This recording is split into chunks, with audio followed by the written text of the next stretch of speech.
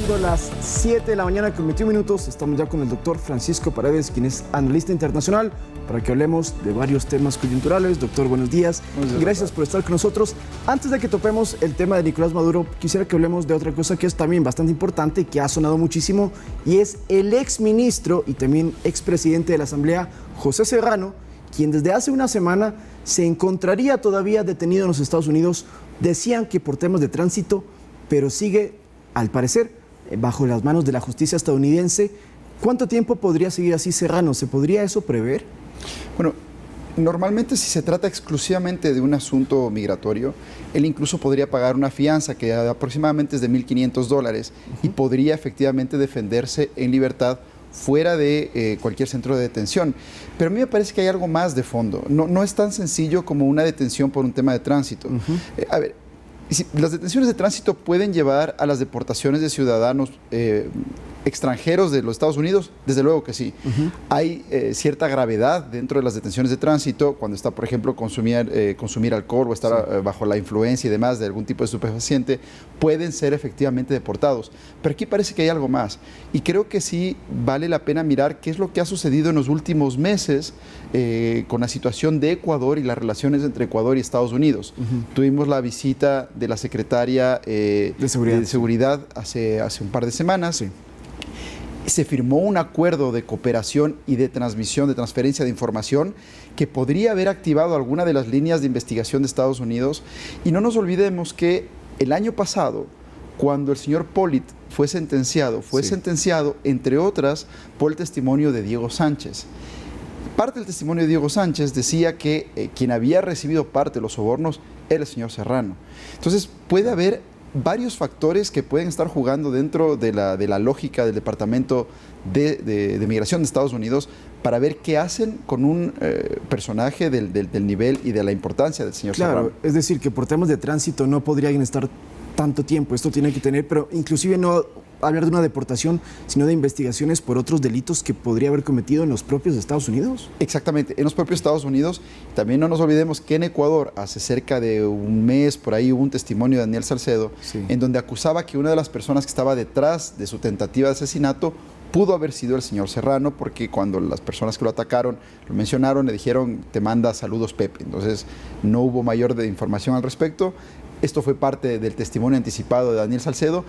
Y aquí en Ecuador, evidentemente, hay procesos que podría llamar la atención el señor José Serrano como uno de los actores importantes en los procesos penales en Ecuador. Para mí se inscribe dentro, hay dos opciones realmente. O Ecuador ha transmitido información de suma importancia a los Estados Unidos para que Estados Unidos realmente inicie un proceso de deportación. No hay un pedido de extradición, esto no ha ocurrido, pero esto es como una posibilidad. La segunda posibilidad es que dentro de los Estados Unidos hay actuaciones judiciales que lo involucran, como el tema del señor Pollitt, que podrían traer cola y que por esa razón lo tienen detenido al día de hoy. No nos olvidemos que hace muchos años se filtraron audios de Carlos Pollitt tratándose de ñaño lindo con José Serrano y haciendo ciertas conspiraciones en esa época que incluso hicieron que Serrano perdiera la presidencia de la Asamblea Nacional. Pero a ver si entendemos mejor también este caso. Ecuador no tiene un proceso abierto contra José Serrano, es decir, no es que lo está pidiendo la justicia ecuatoriana, pero Estados Unidos podría deportarlo bajo el parámetro de no quiero a este ciudadano en mi país. ¿Y se va? Así es. En principio tendría que haber algún tipo de violación a las leyes migratorias de Estados Unidos y por eso lo deberían deportar. Esto es como el principio fundamental, pero también existe el derecho de Estados Unidos a cancelar la visa, la permanencia, la residencia temporal o permanente del señor Serrano, si considera que existen factores de riesgo a la seguridad de su país. Entonces, bajo este simple esquema, que evidentemente es bastante amplio, el gobierno de Estados Unidos podría disponer una cancelación de la visa y una deportación. A principios de este año, inclusive meses antes de que empezara el 2025, José Serrano era un precandidato presidencial por Centro Democrático. Él quería estar en la papeleta y no lo hizo y tuvo que renunciar a su candidatura porque él mencionaba que tiene un estatus de asilado en los Estados Unidos y que no podía salir de ese país y peor, venir al Ecuador. Con todo lo que está sucediendo, nos da a entender que o no tiene el estatus de refugiado o lo está perdiendo o en qué estado nos encontraríamos? El estatus del refugio, primero no ha habido mucha claridad sobre exactamente cuál es la situación que él tiene, bajo qué condiciones ingresó y por qué ha permanecido en Estados Unidos, no está tan claro. Sabemos que en su época de ministro del Interior, José Serrano tuvo buenas relaciones con el gobierno de Estados Unidos y eso posiblemente fue lo que le permitió a él acceder a cualquier tipo de estatus migratorio, ya sea el de refugiado, ya sea de una residencia temporal o permanente. La declaración de él de que se trataría de un tema de refugio sí nos hace pensar que un refugiado no puede pronunciarse políticamente. Uno de los factores importantes, una de las características de una visa de refugio es que no puede salir a hacer campaña política de ningún estilo. Y también por eso lo hemos visto bastante, digamos, cauto en sus declaraciones en los últimos meses. Sin embargo, asumiendo que sea el estatus del refugiado, igual, bajo el amparo del derecho internacional a un refugiado, el Estado también puede cancelar ese tipo de visas. Hay mayores restricciones porque tratándose de una visa de protección, digámoslo así, internacional, hay estándares internacionales que tiene que cumplir el Estado para poder darse de baja ese tipo de estatus, pero el gobierno lo puede hacer. Mucho más en administraciones tan agresivas en contra de la migración ilegal, en contra de del crimen organizado transnacional como en los Estados Unidos. Sí. El derecho lo tiene siempre, porque en resumen la visa es un privilegio, es un regalo, por así decirlo, que le da el gobierno de Estados Unidos, que se lo puede retirar. Y hablando de crimen organizado, en producción sí preparamos por favor el comunicado que sacó anoche la Presidencia de la República respecto a que el cartel de los soles es considerado en nuestro país un grupo terrorista, un cartel que por cierto en Estados Unidos también lo califican así y que estaría compuesto por altas cúpulas del gobierno venezolano. El Ecuador, en concordancia con esta posición que tienen los Estados Unidos, también le da un cierto mensaje simbólico a Nicolás Maduro porque lo tachan al presidente venezolano de ser parte de esta agrupación. ¿Cómo podemos interpretar, doctor, lo que acaba de hacer el Ecuador? Para mí parte del mismo intercambio de información que hubo hace un par de días con el gobierno de Estados Unidos, estos acuerdos de actuar en contra del crimen organizado de manera conjunta, ya como países que tienen el mismo objetivo. Este cartel de los soles comienza por ahí en los años 90 y se llama de los soles porque los generales involucrados dentro de este proceso traían en sus armas soles dependiendo del grado que tenían y eran los principales acusados de estar encabezando este tipo de tráfico, de narcotráfico, minería ilegal y demás.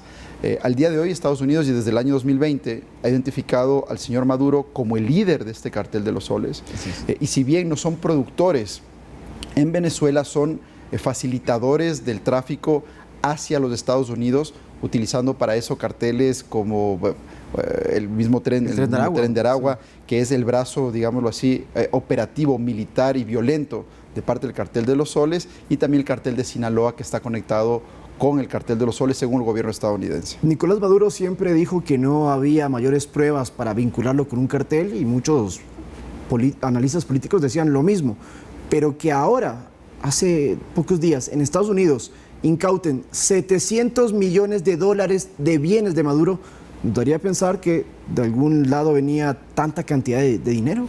Sí, no solamente es en Estados Unidos, también hay operaciones en la República Dominicana que también han sido parte del proceso de incautación y es realmente llamativo. Como un presidente que gana $4 o $5 mil por mes, tiene la posibilidad de abarcar una fortuna de 700 millones, evidentemente no todo a nombre de él, pero sí a nombre de sus socios en los Estados Unidos, bienes a nivel bancario, propiedades también en los Estados Unidos, principalmente en Florida. Es muy llamativo cómo se puede acumular tanta cantidad de dinero si uno no es parte de algún tipo de organización criminal. Eso por una parte. Por otra parte, lo que sí es interesante es por qué el gobierno de Estados Unidos ha puesto un valor de $50 millones si no tuviese ningún tipo de información, si no pudiese asociar directamente al señor Maduro como líder de este grupo criminal y es al día de hoy la recompensa más grande que ha solicitado Estados Unidos, incluso más que el caso de Osama Bin Laden, incluso más que el caso de Saddam Hussein. Entonces sí llama la atención de por qué Estados Unidos el día de hoy ha sido tan o está tan motivado por la captura del señor Maduro. ¿Qué intereses tendría geopolíticamente hablando, no sé si Estados Unidos, Donald Trump, el presidente Donald Trump? Bueno, siempre hay intereses económicos que están de por medio y el tema de la producción enorme de hidrocarburos que tiene Venezuela no deja de ser un factor llamativo. Pero más allá de los procesos comerciales entre Estados Unidos y Venezuela, que siempre los ha existido, a mí lo que me llama la atención es por qué suben tanto la apuesta en contra de Nicolás Maduro. ¿Qué información tiene el gobierno estadounidense para poder iniciar esta caza? Bueno, evidentemente saben dónde está, ¿no? Puede viajar al Palacio de Gobierno de Venezuela y lo puede encontrar. Pero, ¿qué es lo que quiere encontrar Estados Unidos aumentando tanto la apuesta? Y para mí no es un objetivo menor, es toda una estructura que se encuentra organizada desde el gobierno, desde sus generales, desde sus políticos, porque no solamente está el presidente, también está Padrino, está todo Diosdado Cabello, toda la gente dura del gobierno, en donde también existen al menos $10 millones por la captura de este tipo de perfiles. Ayer conversaba con un amigo y él me decía, ¿qué es lo diferente de estas acciones que hace Trump con lo que se ha podido haber hecho antes? O sea, ¿dónde está qué es lo distinto de estos 50 millones, de las incautaciones? Se lo traslado a usted como experto. ¿Este momento de Venezuela y Estados Unidos es distinto al anterior? Yo creo que lo que cambia es la visión que tiene el gobierno de Estados Unidos hacia el crimen organizado internacional. Creo que al finales del gobierno anterior del presidente Trump, ya hubo un proceso para iniciar con la captura del señor Maduro. Se endureció en el gobierno del presidente Biden, subió hasta los $15 millones la recompensa, pero ahora creo que Estados Unidos se toma muy en serio los factores de seguridad y de inmigración. Seguridad e inmigración, y por eso vino la Secretaría de Seguridad acá al Ecuador, porque están íntimamente conectados.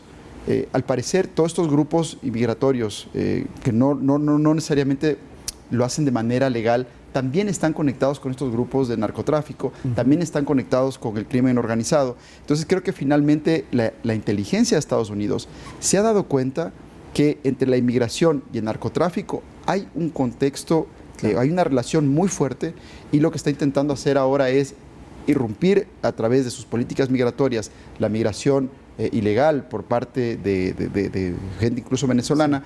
Y si se dan cuenta, antes los ciudadanos venezolanos tenían la posibilidad de, bajo una especie de visa humanitaria, permanecer en Estados Unidos. Eso también ya fue cancelado. Y es precisamente porque el gobierno se da cuenta que entre la inmigración y el crimen organizado internacional o transnacional hay estrechos vínculos que tiene que cortarlos. Llevamos años también hablando de una posible intervención estadounidense a Venezuela y la gente lo pide en las calles, muchos venezolanos también lo solicitan, pero no ha sucedido.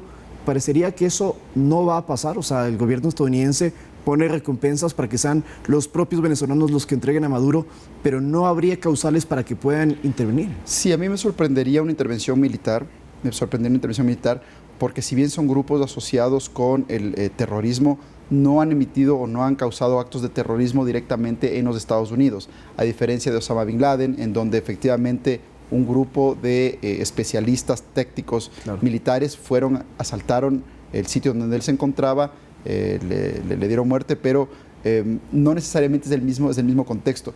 Es mucho más difícil para los Estados Unidos tener acciones militares dentro de gobiernos como el venezolano, porque además no nos olvidemos, de eso implicaría ganarse una batalla con otros frentes. Sabemos que Rusia está detrás de Maduro, sabemos que China también tiene fuertes intereses ahí. Entonces, creería que geopolíticamente sería un error de parte del gobierno de Estados Unidos. Esto no es Afganistán, Venezuela no es Afganistán, y hay otros factores que el gobierno seguramente está tomando en cuenta antes de hacer cualquier tipo de ataque militar. Para cerrar, ¿Maduro tendría los días contados? En mi opinión, sí. Ya sea porque su propio grupo íntimo pueda entregarlo al gobierno de Estados Unidos, $50 millones puede ser una tentación incluso para el mejor amigo. ¿Sí? Entonces, creo que tiene los días contados, sí. Pero lo más importante es, creo que la organización criminal también tiene los días contados. Porque todo lo que ha venido haciendo el gobierno de Estados Unidos en los últimos meses apunta a precisamente bloquear el tipo de operaciones criminales, a bloquear a los cabecillas. Esto no quiere decir que vaya a desaparecer el Tren de Aragua, Claro. o que vaya a desaparecer el Cartel de los Soles. Lo que implica es que a las cabezas se las va a capturar, y creo que es cuestión de días a que altos mandos sean capturados. Les están pegando en lo financiero, ya tienen prohibiciones de ventas, ya tienen sanciones desde el año 2020. Es cerrarlos financieramente, cerrar el músculo financiero, quedarse con sus bienes y utilizarlos precisamente para perseguir a estos mismos grupos delincuenciales. Doctor, muchas gracias. Muchas gracias, Lautaro.